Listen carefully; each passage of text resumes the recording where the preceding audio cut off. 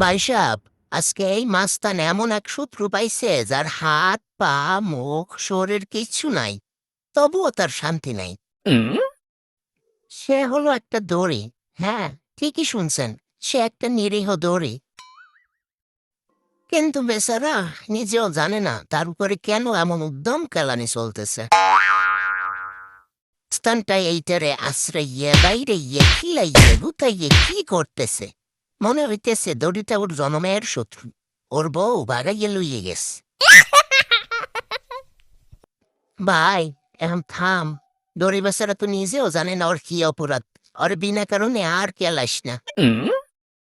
ওটা কোনো ফুটবল না যে তুই লাথি মারবি আর সুর সুর করতে করতে যাইয়ে গোলপোস্টের মধ্যে পড়ব।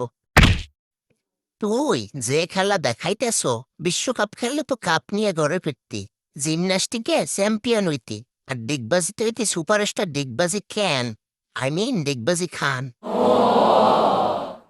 ওইব পরে দিয়েই কিছু একটা ওইব, কিন্তু কি যে ওইব হ্যাঁ তুই ভালো জানো।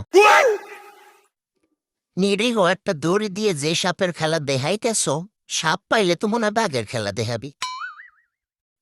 শেষ পর্যন্ত এত লড়াইয়ের পরে দড়ির জায়গায় আর বেচারা লিও মাস্তানান বসে বসে হাঁপাইতেস, মনে হইতেছে বিশ্বকাপ জিততে লাইছে। ওরে, কেডা কোথায় আসো? ওরে একটা মেডেল দাও। ও আজবো মাস্তানি তো বিশ্ব চ্যাম্পিয়ন হইছে।